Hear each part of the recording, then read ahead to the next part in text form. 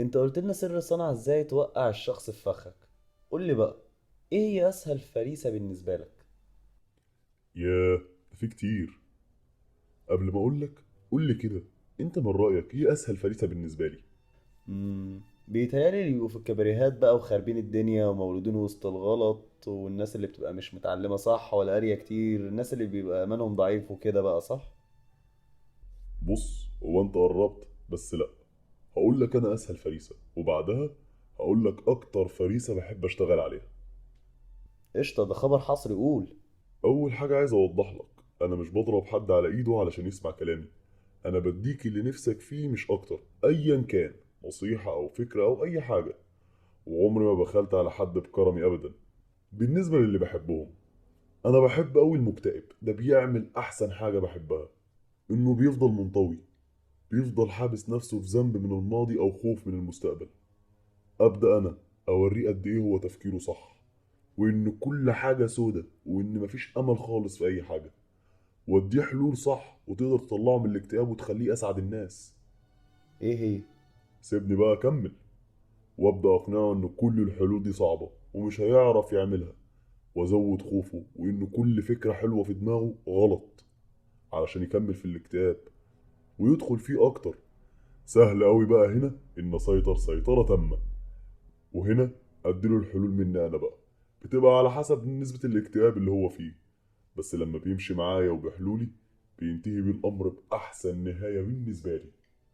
الانتحار. بالظبط. وبحب اللي عنده استعداد لأي حاجة، وهو طبعا مش قاري ولا عارف أضرار ده إيه، نفسه يجرب أي حاجة من الحاجات اللي تفرحني. ده سهل أوي أجيبه برضه. في اللي من أول ما اتولد محدش بينصحه، دايما كله بيديله أوامر، بالذات أهله بيبقى بياخد أوامر ومش فاهم هو بيتقاله كده ليه، والكلام اللي مفروض عليه لازمته إيه. زي مثلا لازم تصلي، وينضرب ويتزعله إنه لازم يصلي وهو ما اتعلمش إيه هي الصلاة أو ليه أساسا يصلي وكده، وهو بياخد الأمر بالعافية ولازم يعمله. ده جميل ده، سهل أوي أجيبه في صفي وأنا أخليه مبسوط وعامل عالم خاص بيه مع نفسه. في برضه سهل اللي قاعد لوحده ومش وراه حاجة، بفضل أزن في دماغه، وده بقى هيقع يعني هيقع. طب ما انا يعتبر قلت كل ده، امال بتقول لي من الاول غلط ليه؟ انت غلطت في ان اشوف اللي في الكباريهات واللي حواليه خطايا كتير، انا مشغلش نفسي بيهم، هما كده كده خلاص معايا في طريقي. انا دايما اروح ورا اللي رايح الجامع او اللي واقف بيصلي، اخليه يحس انه مبقاش طاهر، اشغل تفكيره بحاجة كان عايز يعملها باغنية بيحبها. انا دايما اروح ورا اللي رايح الجامع او اللي واقف بيصلي، اخليه يحس انه مبقاش طاهر، اشغل تفكيره بحاجه كان عايز يعملها باغنيه بيحبها. افضل اشغل دماغه باي حاجه تلهيه.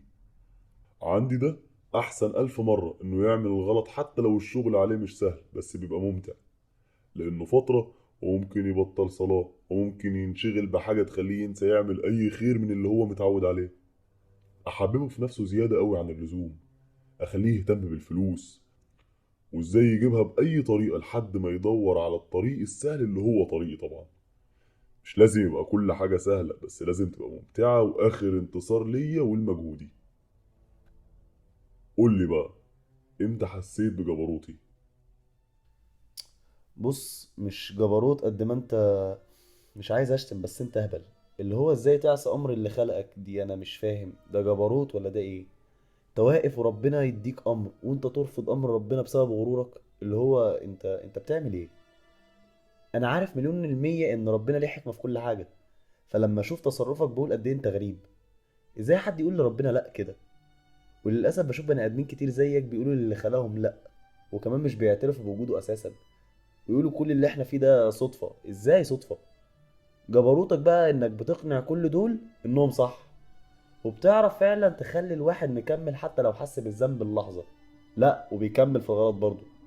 بحسك جبروت وانت شايف واحد بيضرب امه علشان يسرق منها فلوس ويشرب بلاوي زرقاء، او عيل صغير تكبر في دماغه انه يتخانق ويقتل اللي قدامه عشان يبان انه راجل ويبان قد ايه انه قوي. تتكلم عادي ولا كأنك عامل كل ده. بس انا عارف ان جبروتك ده اخره فاضي، بس للاسف احنا اللي مدينك قيمة والله.